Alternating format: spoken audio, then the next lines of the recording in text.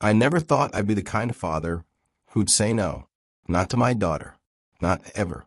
But that's the thing about love. It doesn't always look like flowers and forgiveness. Sometimes it looks like silence. Sometimes it looks like a locked gate on the morning of your only child's wedding. Let me take you back before the headlines, before the viral videos, before the tears dried into something harder than grief. Back to the beginning, when I still believed that loyalty was its own reward. My name is Elijah Graywolf. I'm 53 years old. I live on 12 acres of red clay and dogwood trees just outside Asheville, North Carolina. My house, a white farmhouse with a wraparound porch and a rusted swing that still creaks like it remembers every summer I spent on it as infancy. But it's mine. Every nail, every shingle, every patch of wild blackberry, I've fought back with gloves and grit. I bought it with the insurance money after my wife, Miriam, died in that logging accident 10 years ago. She left me with a mortgage, a grieving 12-year-old girl, and a heart so heavy I thought it might sink right through the floorboards. But I didn't sink. I dug. I turned the back pasture into a wedding venue. Not because I dreamed of lace and champagne. Not because I loved hosting strangers in my home. I did it because my daughter Lily had whispered one night over burnt grilled cheese, "Dad, I want to get married under the oak tree, the one Mom planted when I was born." And I looked at her, 18, eyes wide with hope, still wearing my old flannel shirt like armor, and I said, "Then you will." So I built it, not with contractors, not with loans, with my own hands, my own sweat, and the kind of stubbornness that runs in our blood. I cleared the brush. I laid gravel for parking. I strung fairy lights through the branches. I converted the old barn into a reception hall with mismatched chairs, hand-stitched table runners, and mason jars full of Queen Anne's lace. I called it Whispering Oaks, because that's what the wind sounds like here, like secrets being passed between trees. For 7 years, I hosted weddings. Not many, maybe 4 or 5 a year. Enough to keep the lights on, enough to send Lily to college, enough to prove that a man alone could build something beautiful from nothing but memory and will. And through it all, Lily was my pride, my light. She studied environmental law, dated quietly, called every Sunday without fail. When she met Marcus, I saw the way her voice softened when she said his name. I met him at a fall festival, tall, polite, with a firm handshake and eyes that didn't quite meet mine. But I told myself, he makes her happy. That's enough. Then came the engagement. They told me over Zoom, Lily glowing, Marcus in a crisp button-down, his parents sitting stiffly in the background of a room that looked like it belonged in a magazine. Marble floors, oil paintings, a crystal chandelier that probably cost more than my entire property. "Dad," Lily said, breathless, "we want to get married at Whispering Oaks." My heart swelled so fast I thought it might burst. I nodded, tears already pricking my eyes. "Of course, baby, of course." But then Marcus's mother, Evelyn, leaned forward. Her hair was perfectly silver, her lipstick the color of dried blood. She smiled, but it didn't reach her eyes. "That's charming, Elijah," she said, voice smooth as chilled wine. But we were thinking of something more refined. Perhaps a hotel ballroom? Or that vineyard in Napa? Lily's face fell. "Dad, I want Whispering Oaks." "It's perfect." Evelyn exchanged a glance with her husband, Richard, a man who looked like he'd been carved from granite and arrogance. "Darling," he said gently, "your father's place is rustic, but weddings are once in a lifetime. We want everything to be flawless." I sat there frozen. My hands gripped the edge of my kitchen table, the one Miriam and I built from reclaimed barnwood. I wanted to scream, to tell them that flawless wasn't in marble floors or imported orchids. Flawless was the way sunlight hit the oak tree at 4 p.m. Flawless was the smell of rain on warm earth. Flawless was the fact that my daughter wanted to say, "I do," where her mother once held her as a baby. But I didn't say any of that, because Lily looked at me with those big, pleading eyes, the same eyes she had when she was 5, and dropped her ice cream cone and whispered, "Please, Dad, just try to get along with them." So I swallowed my pride like bitter medicine, and I said, "Fine. Whispering Oaks it is." Relief flooded Lily's face. Marcus smiled. Evelyn's lips tightened, but she nodded. "Very well," she said. "We'll handle the catering, the florals, the guest list. You just provide the space." I almost laughed. Just provide the space. As if the land didn't breathe. As if the memories weren't woven into every blade of grass. But I agreed. Over the next 6 months, I bent over backward. I repainted the barn. I hired a portable restroom company.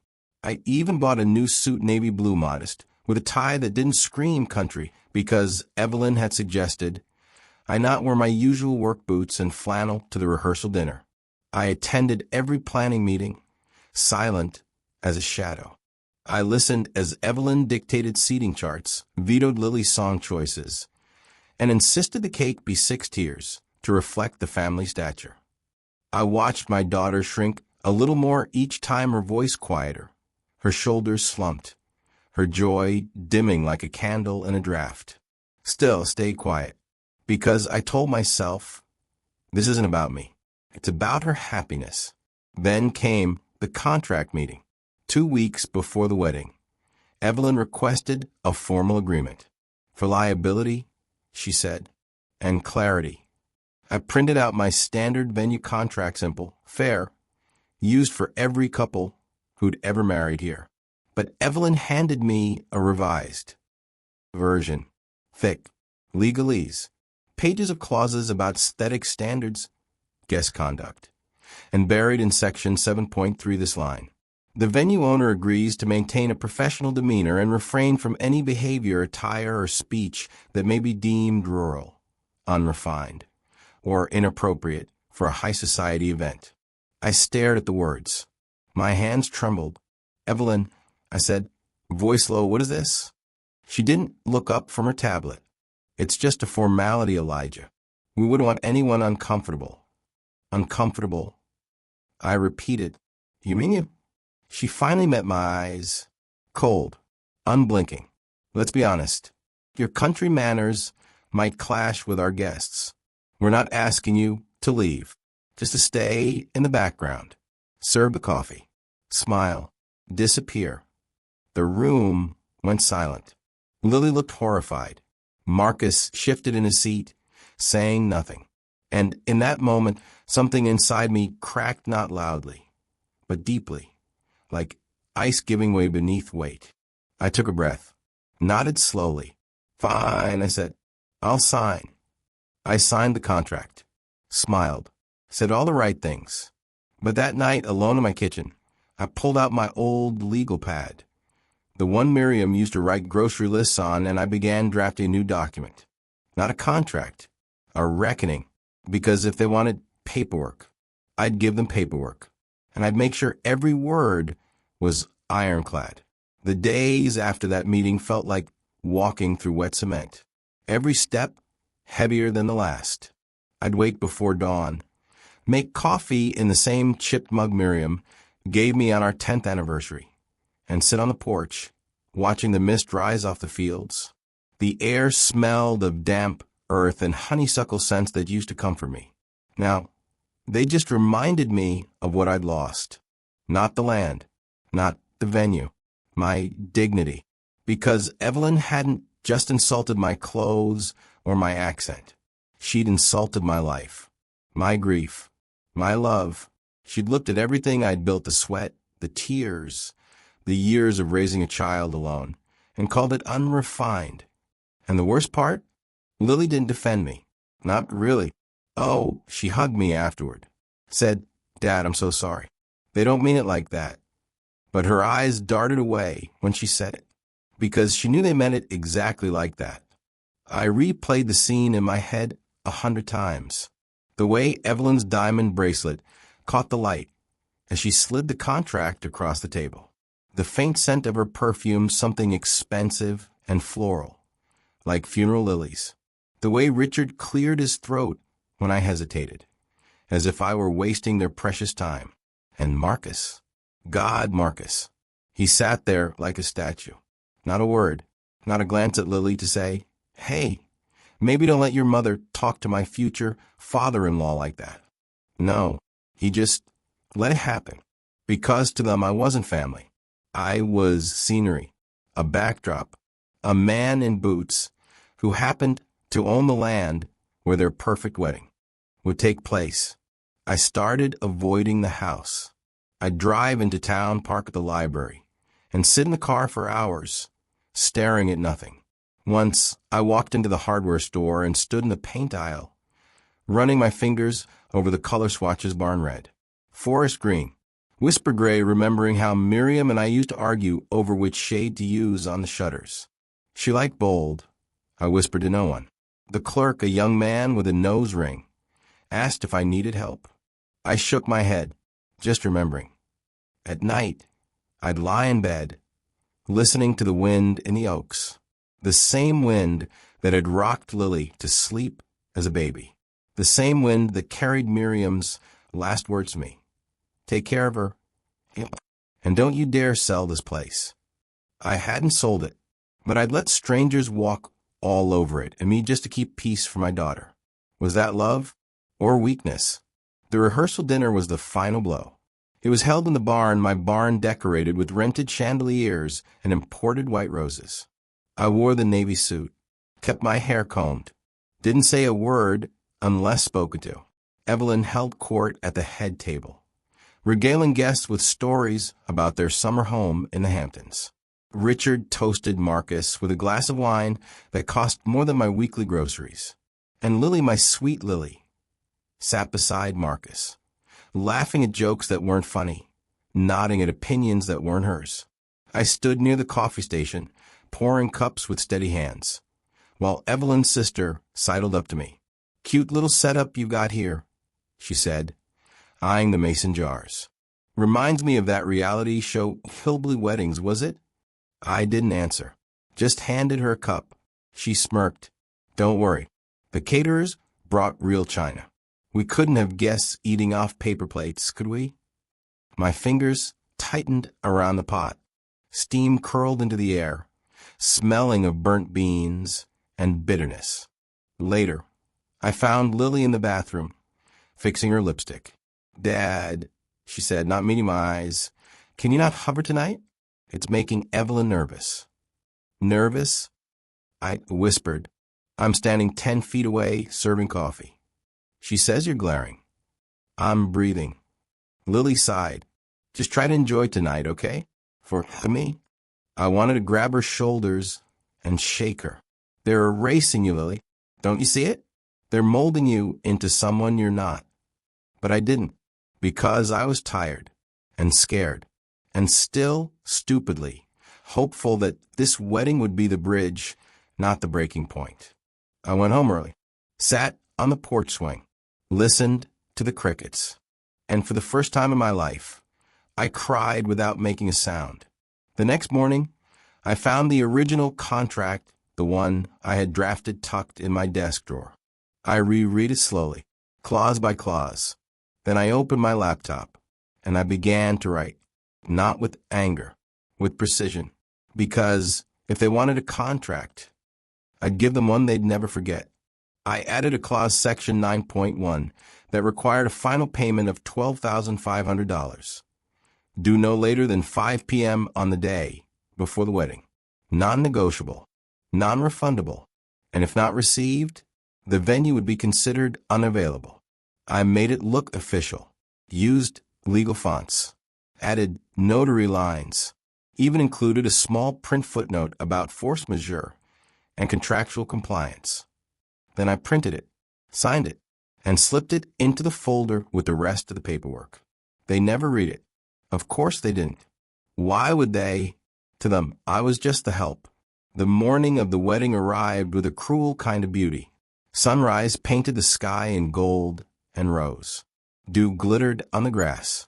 The oak tree stood tall, its branches heavy with white ribbons. By 8 a.m., cars were lining the driveway. Guests in designer dresses and tailored suits stepped out, blinking in the country light, already checking their phones for service. I watched from my kitchen window, and I waited, because the final payment was due yesterday, and it never came. At 9:17 a.m., my phone rang. Not a text, not a voicemail, a call sharp, insistent, like a siren cutting through the stillness of a Sunday morning. I was sitting on the porch, barefoot, coffee steaming in the chipped blue mug Miriam bought at a flea market in Cherokee 20 years ago. The kind of mug that says world's best mom asterisk in peeling letters.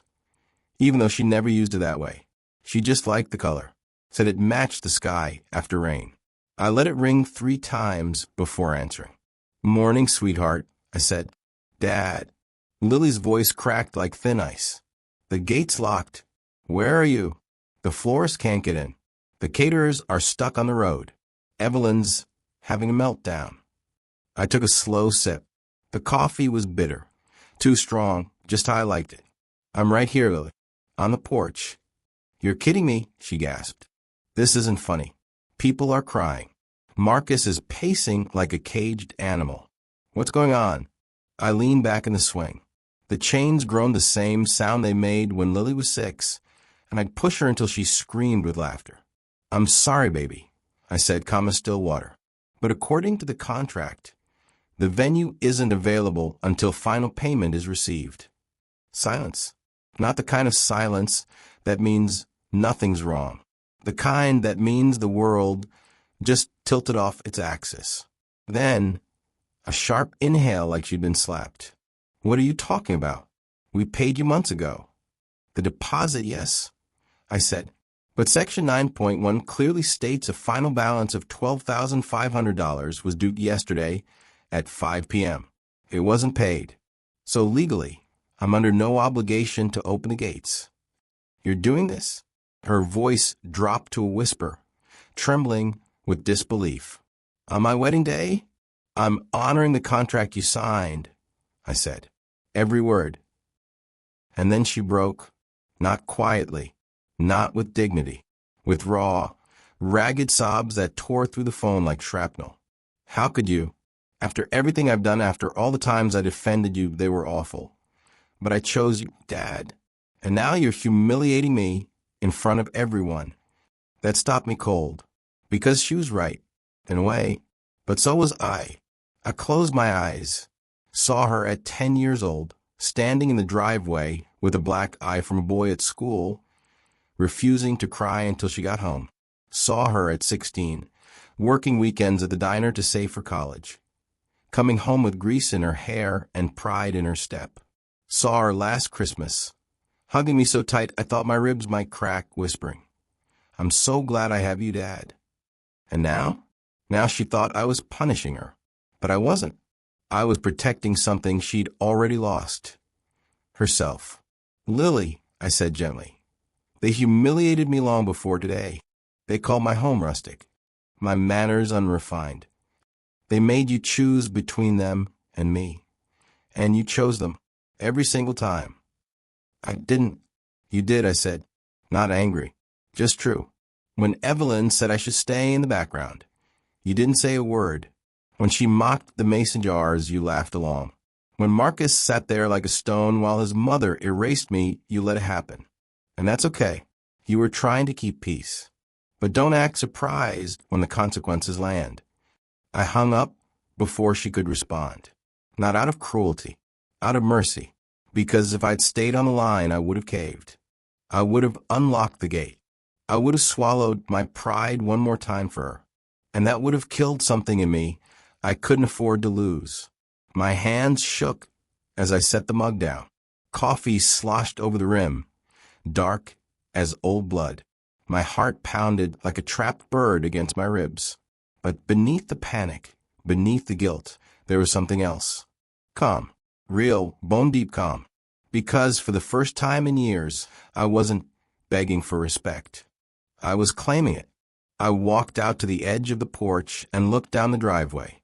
Beyond the locked iron gate, wrought iron I'd installed myself after a stray cow wandered in during a neighbor's wedding chaos had already begun. Cars lined the road bumper to bumper. A white van with Bloom and Company. Florals on the side idled near the mailbox.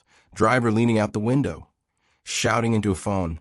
Two women in pastel dresses stood by a limo, fanning themselves with programs, faces flushed with confusion. And in the distance, I could hear the rising tide of voices, sharp with panic, laced with entitlement. This is unacceptable. Evelyn's voice cut through the morning like a whip. Call the police. Call a lawyer. Someone get that man on the phone. Let them call. The contract was airtight. I'd spent 3 nights drafting it. 3 nights cross-referencing state statutes, consulting county clerk. Templates running clauses by Martha's cousin, a paralegal in Knoxville, who'd read it over the phone and said, "Elijah, this is brutal, but legal. Every damn word." "Good," I'd replied, because justice isn't always fire and brimstone. Sometimes it's ink on paper. Sometimes it's a clause buried in small print. Sometimes it's silence when everyone expects you to beg. By 10 a.m., Marcus showed up at my door. He looked wrecked. His hair, usually slicked back like he'd just stepped out of a GQ spread, was wild, like he'd been running his hands through it for an hour. His tie hung loose. His eyes were red-rimmed, hollow. "Elijah," he said, voice strained, "please, just open the gate. We'll pay you right now. Double. Triple, whatever you want." I stood in the doorway, arms crossed over my flannel shirt, the same one Lily used to steal when she was cold. I hadn't changed. Didn't need to. This was my home. My rules. "It's not about the money, Marcus." "Then what is it?" he snapped, desperation cracking his polished veneer. "Pride? Revenge? You're ruining Lily's life over a grudge." I stepped onto the porch, letting the screen door slam shut behind me. The sound echoed like a gavel. "No," I said softly. "Dignity." He stared at me like he'd never really seen me before.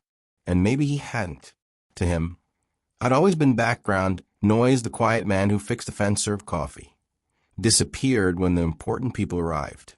He'd never asked about Miriam, never thanked me for letting them use the land, never once looked me in the eye and said, "You raised an incredible woman. You think I wanted this?" I continued, voice low but steady. "You think I enjoyed watching my daughter cry? But you all made your choice. You treated me like I was invisible, like my home was a stage set, not a sanctuary, like my love for Lily was something to be tolerated, not honored." He looked down at his shoes, Italian leather. Probably cost more than my truck payment. I should have said something. "Yes," I said. "You should have." Not as accusation, as fact. He didn't argue, didn't plead, just nodded. Shoulders slumping like the weight of his silence had finally caught up with him. Then he turned and walked back down the gravel path, hands in his pockets, head bowed. I closed the door, and for the first time in 10 years since the day Miriam's casket was lowered into the red clay, I felt free. But the breaking point wasn't just about them. It was about me. Because I'd spent a decade believing that if I just worked harder, loved quieter, sacrificed, more people would see my worth. I'd mowed lawns at dawn to pay for Lily's braces. I'd gone without heat one winter so she could go on her senior trip. I'd smiled when neighbors called me that Indian fella like it was a joke. I'd stayed silent when bankers looked at my calloused hands and assumed I couldn't read a loan agreement. I'd done it. All for love. But love shouldn't cost you your soul. And somewhere along the way, I'd let them convince me that my way of being my boots, my silence, my land was something to be ashamed of. Not anymore. I went to my desk, the old oak one Miriam refinished with her own hands, and pulled out a photo. Lily at 5 years old, sitting on Miriam's shoulders under the oak tree, both of them laughing, sunlight catching the gold in their hair. Miriam's hands were wrapped around Lily's tiny ankles, holding her safe. And in the corner of the frame, barely visible, was my hand reaching up to steady them both. I traced Lily's face with my thumb. "I love you," I whispered, "but I can't disappear for you anymore." Then I picked up the phone and called the local news, not for revenge, for truth. Because if they wanted to treat my home like a rental, fine. But they'd learn You don't disrespect a man's legacy and walk away clean. The first frost came early that year. I remember standing on the porch at dawn, breath curling in the cold air, watching the fields turn silver under a pale sun. The oak tree stripped of its white ribbons. Its branches bare now stood like a sentinel over land that finally felt like mine again. Not just in deed, in spirit. For 10 years, I'd carried grief like a second skin. After Miriam died, I buried myself in work, in silence, in the quiet martyrdom of fatherhood. I thought love meant disappearing, that dignity meant swallowing every slight, every smirk, every whispered "bless his heart" from people who saw my boots and assumed I didn't know how to read a lease. But that wedding day when I locked the gate and let the contract speak for me wasn't just justice. It was resurrection. And in the months that followed, something unexpected happened. I began to live again. Not for Lily. Not for Miriam's memory. For me. I started small. I fixed the porch swings, chained the one that had grown since Lily was in diapers. I didn't need to, but I wanted to. The sound of metal on metal, smooth and steady, felt like a promise. This place is cared for. This man is whole. I replanted the blackberry patch Evelyn's crew had trampled during setup, dug the roots myself, hands in the red clay, dirt under my nails. Every thorn I pricked myself on felt like a penance I no longer owed. And I stopped apologizing. Not in words. Evelyn and Richard never got another word from me, but in posture, in presence. I walked taller, spoke slower, looked people in the eye, and held it until they looked away. That's power, you know. Not shouting, not scheming. Just occupying your space without permission. For weeks after the wedding, I awaited. Not for Evelyn's lawsuit, her lawyer sent one, but dissolved like mist when my attorney forwarded the signed contract and the viral video of her saying I belonged in deliverance. No, I waited for something quieter. An apology. From Marcus. From Lily. From anyone who'd stood. But while I was erased, it never came. Not in writing anyway. But then, one rainy Tuesday in October, a package arrived. No return address. Just my name, handwritten in ink that smudged from the damp. Inside, a leather-bound journal. On the first page, in Lily's handwriting, that I don't know how to say, "I'm sorry." So I'll show you instead. This is everything I remember about Mom. Her laugh, her recipes, the way she sang off-key in the shower. I've been writing it down for years. I thought you want to keep it safe, asterisk. Beneath it, a pressed Queen Anne's lace flower. Dried, fragile, perfect. I sat at the kitchen table for an hour, just holding it. Not crying, just breathing. That journal became my new scripture. Some nights, I'd read a page aloud to the empty room, as if Miriam were there, leaning against the doorframe with that half-smile she used when I was being stubborn. She hated cilantro, Lily had written. Said it tasted like soap, but she'd still chop it for your chili, because you loved it. She called it love with a bitter edge. I laughed out loud. Then I made chili that night with extra cilantro and ate it on the porch, watching the stars blink awake. That was the first time in years I cooked just because I wanted to, not because someone needed feeding, because I was hungry. By spring, word had spread, not the gossip kind, the respect kind. A young couple reached out. She was a nurse who'd lost her brother to overdose. He was a teacher from among refugee family. They wanted to marry under the oak tree because it was the only place in the county that felt like it had soul. They didn't ask for crystal, didn't demand a 6-tier cake, just asked if they could bring their own potluck dishes and hang paper lanterns. I said yes, and for the first time since Lily's almost wedding, I opened Whispering Oaks not as a venue, but as a home. I helped the groom's father string lights, taught the bride's grandmother how to arrange wildflowers in mason jars, sat with the uncle who'd been sober 6 months and just needed someone to sit with in silence. At the ceremony, the bride's voice shook as she said her vows. The groom cried so hard he couldn't speak, and when they kissed, The whole field erupted not in polite applause, but in whoops and tears, in the kind of joy that doesn't care about table settings. Afterward, the bride found me by the barn.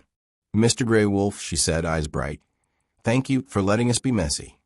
I nodded. Messy is honest. She hugged me, then tight, sudden, real. And in that embrace, I felt it. I wasn't the ghost of a ruined wedding anymore. I was the keeper of a sanctuary. That summer, I hosted 4 more weddings. A same-sex couple renewing their vows after 20 years. A veteran marrying his caregiver. 2 grandmothers exchanging rings at 78. None of them cared about aesthetic standards. All of them honored the land. And I wore my boots, my flannel, my silence. And no one asked me to disappear. One Sunday, Marcus showed up at Rosie's Diner, the same place Lily worked in high school. I was in my usual booth, coffee black, crossword half finished. He didn't sit, just stood there, hands in his coat pockets, looking like a man who'd lost his compass. "Can I join you?" he asked. I gestured to the seat. He slid in, ordered black coffee, and stared into the cup like it held answers. "I resigned," he said finally. "From the firm?" "From the life," he said. "The suits, the country club, the pretending." I waited. "I thought success meant climbing," he said. "But all I climbed was a ladder leaning against the wrong wall." I nodded. "Miriam used to say that." He looked up, surprised. "You've never talked about her before." "Because you never asked." Silence. "Then I failed you, Elijah." "No," I said. "You failed yourself. You knew what they were doing, and you let it happen because it was easier than standing up." He flinched, but didn't argue. "I'm working at the legal aid clinic now," he said, "helping tenants fight evictions. It pays 1/3 of what I made, but I sleep at night." "Good," I said. He took a breath. "Lily's applying to work with environmental nonprofits. She says she wants to protect places like this." I smiled. "She gets that from her mother." He hesitated. "Do you hate us?" I looked out the window. A sparrow landed on the windowsill, pecked at a crumb, flew off. "Hate is a heavy coat," I said. "I took mine off the day I locked that gate. I won't put it back on for anyone." He left 10 minutes later. Didn't say goodbye, but he left a $20 bill under his coffee cup, more than enough for both of us. I left it for Rosie. Some debts aren't meant to be repaid, just acknowledged. One evening in late summer, I walked the property line, the old stone wall my grandfather helped build when this was still Cherokee land before the treaties, before the lies. I'd always known the history, but I'd never felt it until now. This soil had seen displacement, violence, erasure, and yet it grew, it healed, it held, just like me. I knelt and pressed my palm to the earth. "I'm still here," I whispered, and the wind through the oaks answered. "So am I." That night, I dug out Miriam's old gardening ledger. On the back cover, in her looping script, she'd written, "Plant where you're planted, bloom where you're broken." I hadn't understood it then. I do now. The next morning, I drove into town and bought seeds: milkweed, coneflower, black-eyed Susan. Native plants, resilient, beautiful, without permission. I spent the week planting them along the driveway, around the oak tree near the barn. Not for guests, for the bees, for the birds, for the quiet miracle of life pushing through cracked earth. A neighbor stopped by, saw me kneeling in the dirt. "Starting a new garden, Elijah?" I wiped my brow, reclaiming an old one. He nodded like he understood, and maybe did. Months passed. Lily visited every Sunday. We didn't talk about the wedding. We talked about her new job, the stray cat she'd adopted, the book she was reading. But one afternoon, as she was leaving, she turned at the gate. "Did you ever read the whole journal?" she asked. "Every word." She hesitated. "There's a blank page at the end. I left it for you." I went inside that night, turned to the last page. It was empty. So I wrote, "Lily, You asked if I hate you. I don't. You asked if I'm proud of you. I am. You asked if I'll be at your real wedding. I'll be the first one there. And this time I won't disappear. I'll stand right beside you. Boots, flannel and all. Love, Dad. I didn't send it. I left it on her pillow the next time she visited. She found it. Read it. Cried. Then she hugged me so hard I thought my ribs might crack. Just like that Christmas years ago. But this time, neither of us was broken. We were becoming. People keep asking me, was it worth it? Losing the wedding, the tension, the headlines. And I tell them, I didn't lose anything. I reclaimed everything. My dignity, my voice, my right to exist exactly as I am, country manners and all.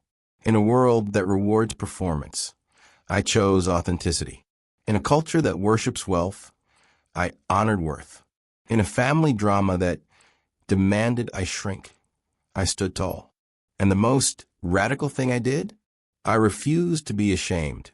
Not of my boots, not of my silence, not of my love, because real love doesn't ask you to vanish. It asks you to show up fully, fiercely, unapologetically.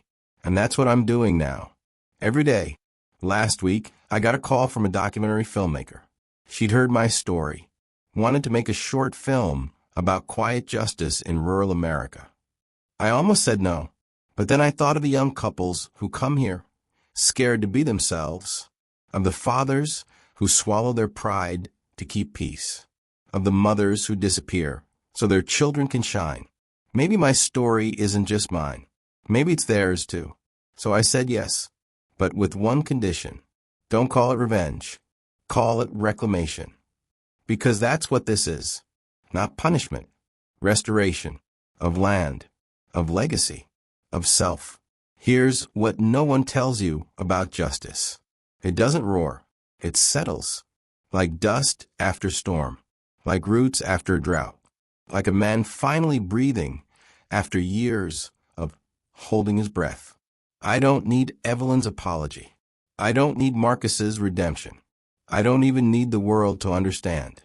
I just need to know deep in my bones that I honored Miriam, that I protected Lily's future by refusing to sacrifice my present, that I proved a man with calloused hands and a quiet heart can still change the world. One locked gate, one ironclad clause, one act of unshakable self-respect at a time. And if you're watching this, maybe you've been told to shrink, to soften, to disappear for the sake of someone else's. And if you're watching this, maybe you've been told to shrink, to soften, to disappear for the sake of someone else's comfort. Then let me tell you something Miriam whispered to me the night before our wedding. Her fingers laced with mine under a quilt stitched from our mother's old dresses. Elijah, the world will try to sand you down till you fit in their little boxes. Don't let them. Your rough edges are where the light gets in. I didn't understand it then. Thought she meant poetry. But now I know she meant survival. Because here's the truth they don't put in wedding vows. Love requires witnesses. Not just guests in rented tuxedos snapping photos, but people who see you, who honor your history, your hands, your heart, even when it's calloused, even when it's quiet. Evelyn and Richard didn't want witnesses. They wanted extras, and they expected me to play my part without lines. But I'm not an extra in my own life. Not anymore. After the documentary aired just a 20-minute short, really, but it went viral in all the right corners of the internet, I started getting letters. Not emails, real letters.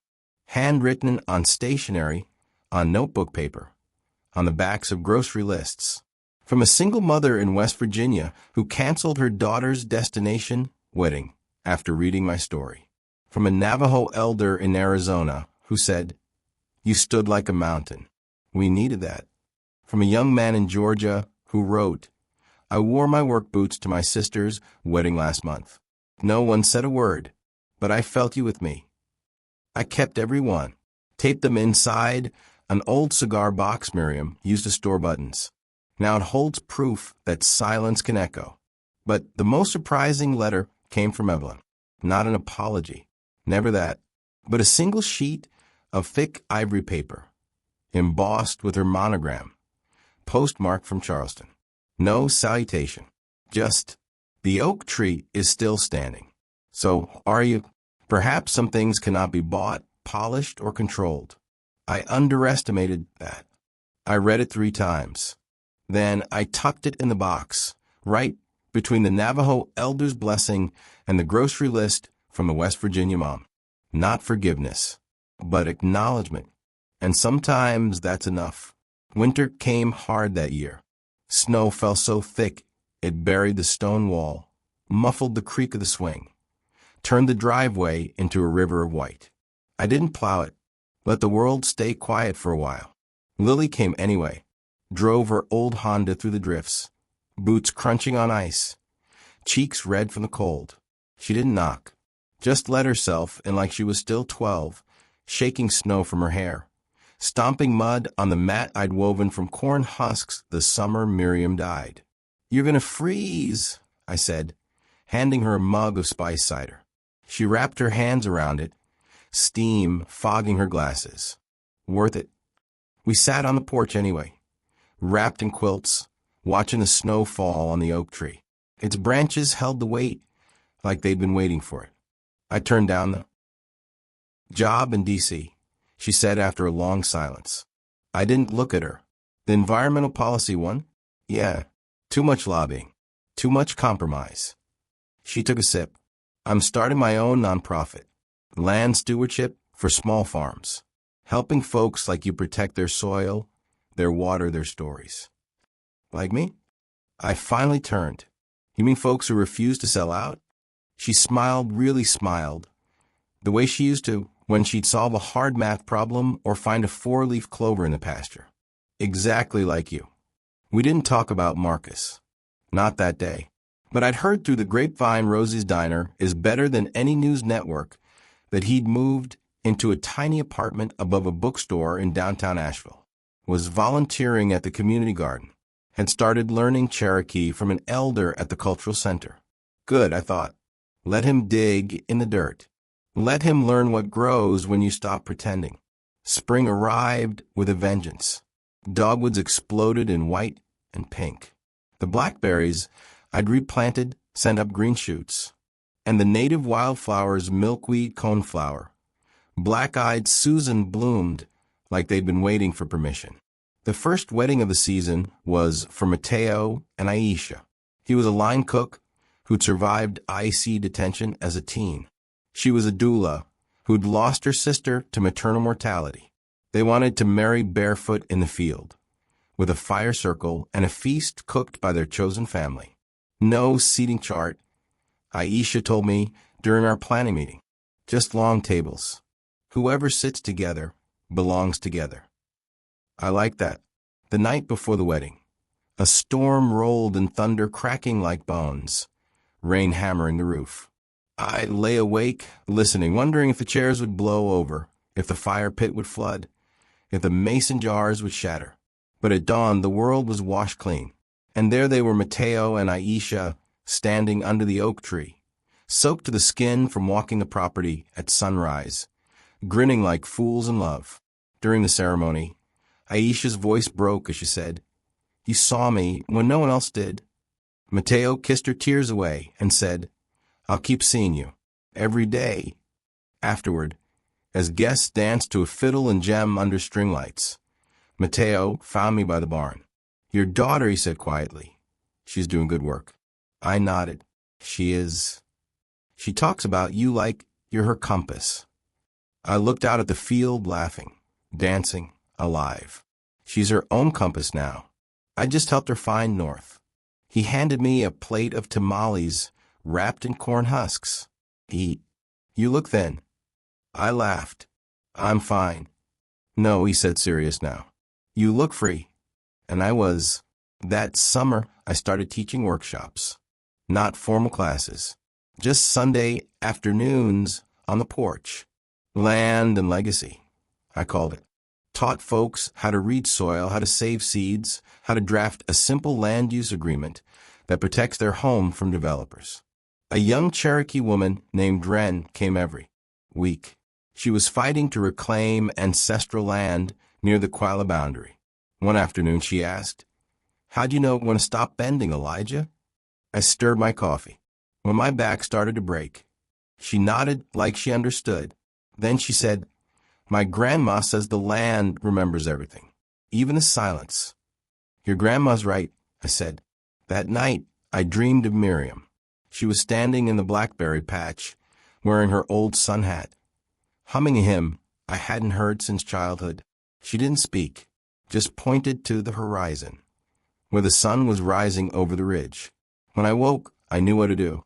I called the county clerk, and I deeded 5 acres of whispering oaks, including the oak tree, the stone wall, and the blackberry patch, into a conservation trust. Not in my name, in Miriam's. The paperwork took weeks. Lawyers' surveys, signatures. But when it was done, I stood at the base of the oak tree and placed my hand on its bark. "It's safe now," I whispered. "Forever." The wind stirred the leaves, and for the first time, I swear I heard Miriam's laugh, light, clear, carried on the breeze like a promise kept.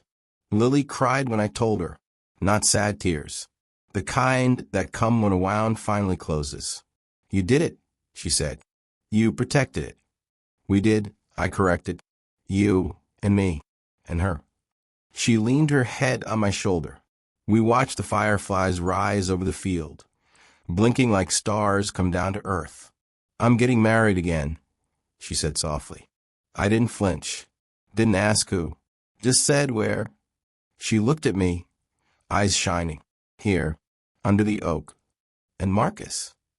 "He's not the one," she said. "Never was." I waited. "The new guy, he's a soil scientist, works with regenerative farms. He calls my boots practical poetry." I smiled. "Sounds like a keeper." He asked if he'd walk me down the aisle. I looked at the oak tree, its branches wide, strong, holding space for joy, for grief, for everything in between.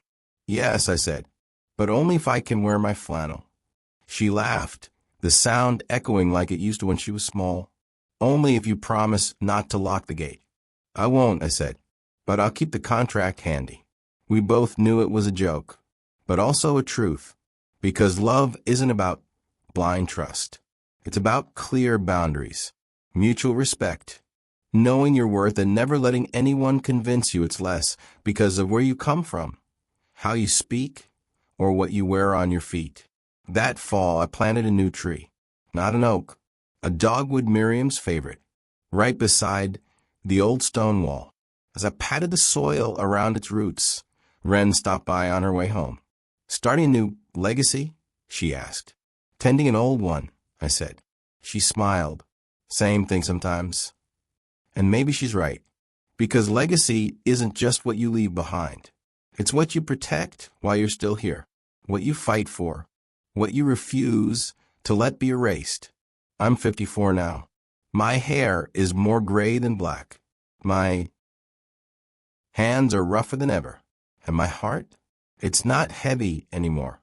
It's open, wide open, like the fields at dawn, like the oak's branches in full leaf, like a gate left unlocked, not because I'm weak, but because I finally know who belongs.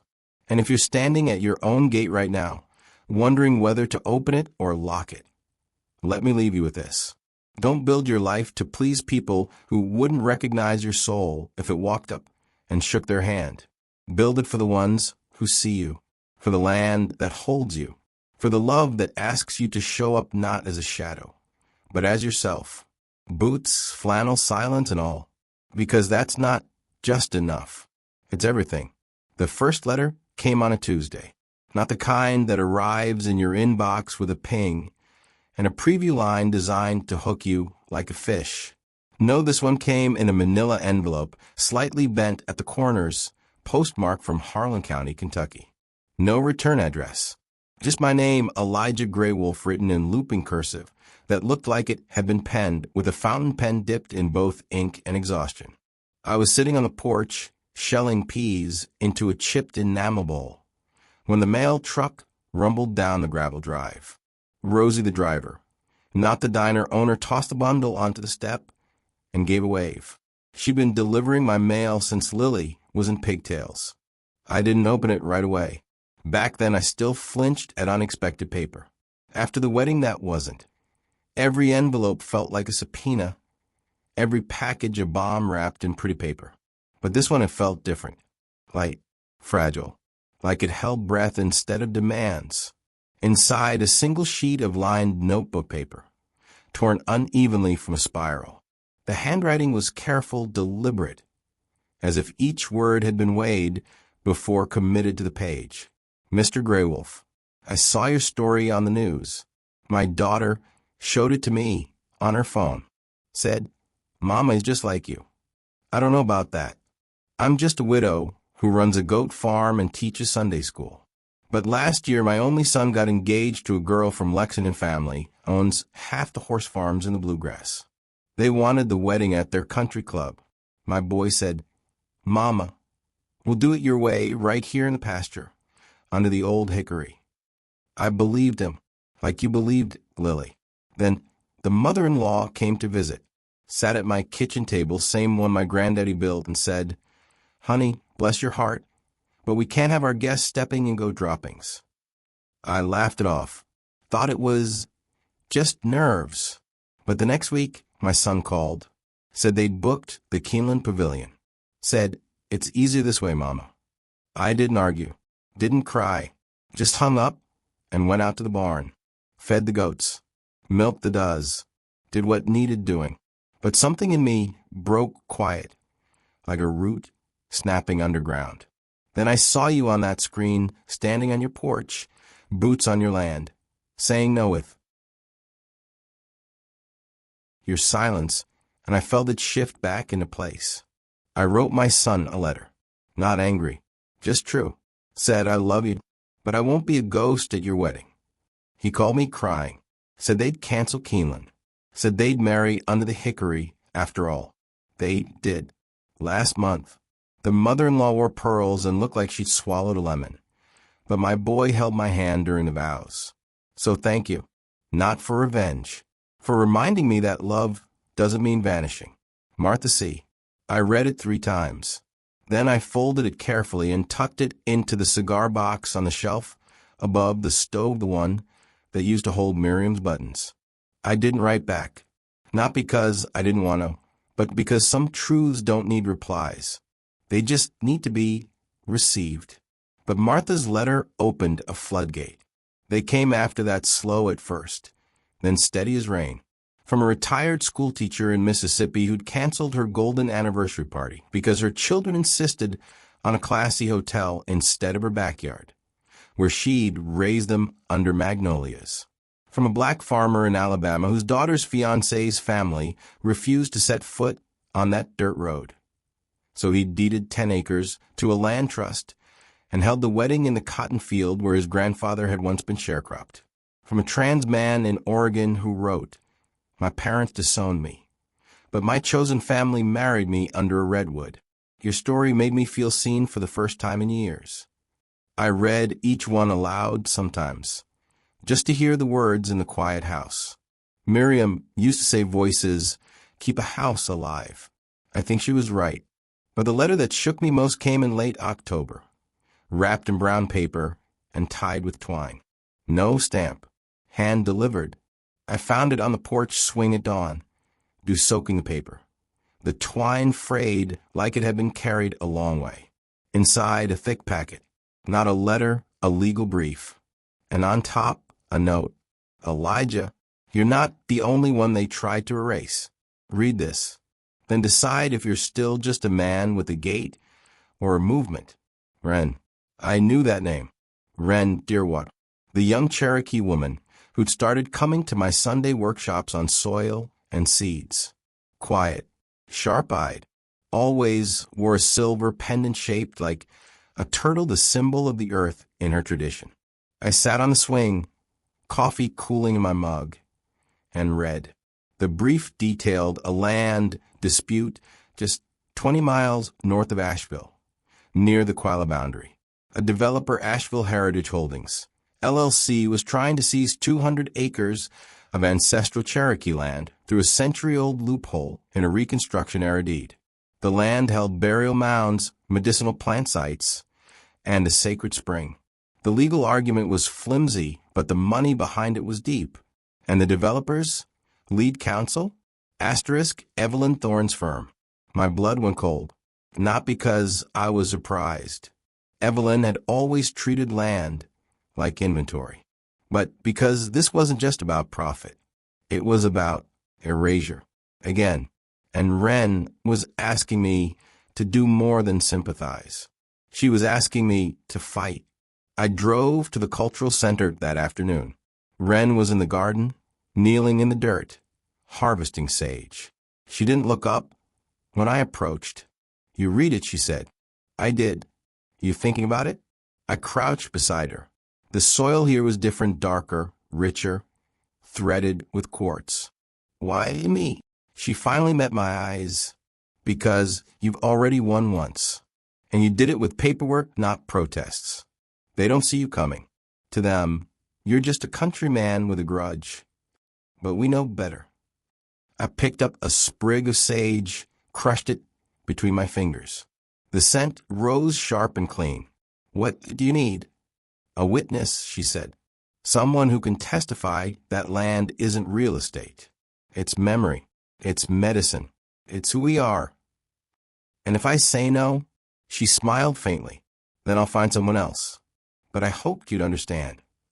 I thought of Miriam, of the oak tree, of the contract I drafted in the dark, fueled by grief and grit. I'll do it, I said. She nodded, as if she'd known all along. Good, because they're filing their motion next week, and we need your story in the record. That night, I pulled out my legal pad, the one with Miriam's grocery list still faint in the margins, and began drafting an affidavit. Not just about Whispering Oaks. About what land means when it's tied to your bones. I am Elijah Graywolf. I am 54 years old. I own 12 acres of red clay and dogwood trees outside Asheville, North Carolina. This land is not an asset. It is my ancestor, my confessor, my compass. When my wife died, it held me. When my daughter left for college, it waited for her. When strangers tried to tell me my home was rustic, it stood tall anyway. To treat land as mere property is to sever the thread that connects us to past, present, and future. I will not be silent while that thread is cut for others. I signed it, notarized it, sent it to Wren the next morning. A week later, I sat in a county courtroom, wearing my best flannel and boots polished to a dull shine. Evelyn was there, sleek as ever, hair silver, suit charcoal. She didn't acknowledge me, but when the judge read my affidavit into the record, I saw her jaw tighten. The developer's lawyer argued precedent, profit, economic development. Wren's team argued history, healing, human rights. And then the judge, a woman with kind eyes and a no-nonsense bun, asked me to speak. Mr. Graywolf, she said, why should this court care about dirt? I stood, felt the weight of every letter in my pocket, every voice that had trusted me with their truth. Because dirt remembers, I said. It holds the seeds of what was and what could be. You can pave over it, fence it, sell it, but it never forgets who walked on it, who bled on it, who loved it enough to stay. I didn't win the case that day, but I changed the conversation. The judge issued a temporary injunction, ordered a full historical review, and in the hallway afterward, Evelyn stopped me. You're playing a dangerous game, she said, voice low. No, I replied. I'm playing the only game that matters, the one where people get to keep what's theirs. She stared at me a long moment, then turned and walked away. But that night, another letter came, this one on thick ivory paper, her monogram in the corner. You're right, dirt does remember. So do I. I added it to the box. By winter, the letters had become a ritual. Every Sunday after church, which I'd started attending again, not for God, but for the quiet, for the hymns Miriam loved, I'd come home, make a pot of soup, and read the week's mail. One came from a man named Javier in Texas. His daughter had married into a wealthy oil family. They'd insisted on a wedding in Houston, But Javier had refused to attend unless they included his mariachi band, a tradition in his family for generations. They said it was too loud, too ethnic, he wrote. So I stayed home, watched the live stream, cried when they played generic pop instead of Amor Eterno. But then I saw your story, and I called my daughter, told her the truth. Mija, I love you, but I won't be a decoration at your wedding. She flew home the next week. We cried. Then we planned a real celebration right here in our backyard, with tamales and trumpets and Abuela dancing in her wheelchair. Thank you for giving me back my voice. Another came from a woman in Maine, a lobster fisher, whose son's fiancé's parents had mocked her smell and rough hands. She'd nearly skipped the wedding until she saw me on the news. I wore my oilskins, she wrote, stood tall, and when my boy introduced me as the woman who taught me to read the sea, I saw those fancy folks shrink a little, like they finally understood. Some things can't be bought. Each letter was a thread, and slowly, without meaning to, I was weaving a tapestry, not of revenge, of resistance, of ordinary people saying, I am here, I matter. My way of loving is valid. One afternoon, Lily found the box. She was home for Christmas, helping me string lights on the oak tree, real ones, not the fairy kind. Just simple white bulbs, like the ones Miriam used to hang. She came in for cocoa and saw it open on the table. What's this, she asked. Letters, I said. She picked one up, Martha's, from Kentucky. Read it silently. When she looked up, her eyes were wet. Dad, all these people, they saw themselves in us, I said. She sat down, pulled another letter, Javier's. Read it too. Then she reached into her coat pocket and handed me a folded sheet of paper. I got one too, she said. Last week. I open it, Lily. I don't know if you'll remember me. I was in your environmental law seminar last spring. You spoke about land as a living trust, not a commodity. It changed everything for me. My family owns a vineyard in Sonoma. For generations, we've farmed organically, honored the soil. But my fiancé's parents want to sell to a conglomerate. They say it's progress. I was going to agree to keep peace, but then I thought of your father, of the gate, of the contract. So I said no, we're keeping the vineyard, starting a co-op with other small growers. And I'm naming our first wine Whispering Oaks. Thank you for teaching me that love includes boundaries. Claire. Lily wiped her eyes. I had no idea. None of us do, I said. How far our choices ripple. She hugged me, then not the careful Sunday visiting hug, but the old one, the one that said you're my anchor. That night, as snow began to fall, I added Claire's letter to the box, and I realized something. This wasn't just my story anymore. It belonged to all of us who'd been told to shrink, to soften, to disappear, and chose instead to stand. The morning of Lily's real wedding dawned soft and golden, the kind of April day Miriam used to call God's second chance. Dew clung to the wildflowers. I'd planted milkweed for the monarchs, coneflowers for the bees, black-eyed Susans for the sheer joy of yellow. The oak tree stood at the center of it all, its branches wide and strong, white ribbons fluttering like quiet prayers.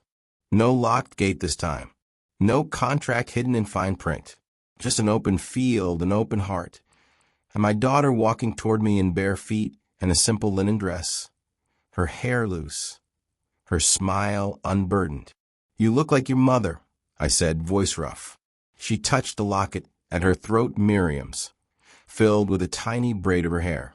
I hope so. Her fiancé, Daniel, waited under the oak, not in a tux, but in worn boots and a chambray shirt, dirt under his nails from helping set up chairs that morning. When he saw Lily, his eyes filled not with performance, but with awe. That's how you know it's real. The ceremony was short. No grand pronouncements, just vows spoken plainly, like promises meant to be kept, not applauded. I choose you, Lily said, not despite your roots, but because of them. And I choose you, Dana replied, not for what you have, but for how you love the land and the people on it. Afterward, as guests shared potluck dishes under string lights, Evelyn and Richard appeared at the edge of the field. I saw them before anyone else, Evelyn in a tailored cream suit, Richard with his hands clasped behind his back, both looking like they'd wandered into the wrong century. Lily stiffened, but I touched her arm. "Let me." I walked over, boots crunching on gravel. Evelyn didn't offer a handshake, just nodded. "It's simpler than I expected." "It's honest," I said. She looked past me at Lily laughing with Daniel, at the mason jars of wildflowers, at the oak tree heavy with light. "We thought we were giving her the world," she said quietly. "Turns out she already had it." Richard cleared his throat. "We won't stay. Just wanted to see her happy." "She is," I said, "because she's whole, not polished, not perfect, whole." Evelyn met my eyes, then really met them. No chill, no calculation, just a woman who'd finally seen what she'd almost broken. "Thank you," she said, "for not letting her disappear." They left without fanfare. No apologies, no demands, just two people walking back to a car that suddenly looked too shiny for this place. Later, as the sun dipped low, Lily found me on the porch swing. "Did you see them?" she asked. I did. "Do you think they get it now?" I took her hand, calloused from gardening, strong from living. "Maybe not all of it, but enough." She leaned her head on my shoulder. We watched fireflies rise over the field, blinking like stars remembering how to shine. "I'm keeping the locket," she said, "and I'm naming our first daughter Miriam." I didn't trust my voice, so I just squeezed her hand. That night, after the last guest left and the dishes were washed and the chairs stacked, I walked out to the oak tree, placed my palm on its bark, rough and alive. "I did it, Miriam," I whispered. "I kept it. I kept her. I kept me." The wind stirred the leaves, and in that rustle, I heard it not a voice, but a feeling. You always were enough. Now, when people ask what happened after the gate, I tell them this. I didn't win a war. I reclaimed a truth. That dignity isn't given. It's claimed quietly, firmly, without apology. That love doesn't require you to vanish. It asks you to stand, boots on your soil, flannel on your back, silence in your bones. And if you're standing at your own gate right now, wondering whether to open it or lock it, know this. You don't have to choose between peace and self-respect. Sometimes the most peaceful thing you can do is say no. The oak still stands. The land still breathes. And I'm no longer the man who swallowed his pride. I am the man who planted seeds in broken ground and watched them bloom anyway. And that more than any wedding, more than any headline, is the legacy I leave. Not in marble, not in money, but in soil, in silence, in the unshakable certainty that a man who honors his roots can never be uprooted. So stand, friend. Stand tall. Your rough edges are where the light gets in.